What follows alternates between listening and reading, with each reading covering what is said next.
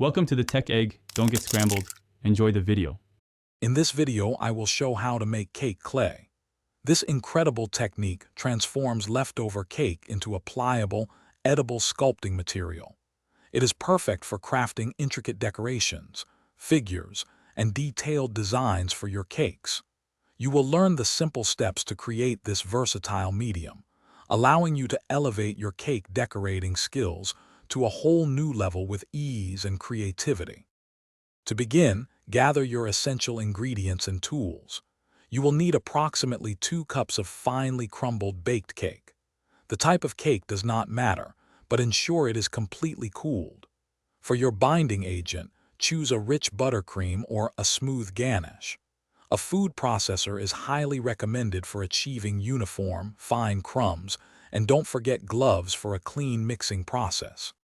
Now let's mix your cake clay. Start by combining 2 cups of your finely processed cake crumbs with about 1/4 cup of your chosen binding agent like buttercream. Mix these together, gradually adding more binder, perhaps another tablespoon or 2, until the mixture resembles a firm, pliable dough. Knead it well to ensure everything is evenly incorporated and smooth. The final consistency should be easy to shape without sticking. Once your cake clay is mixed, it is ready for shaping.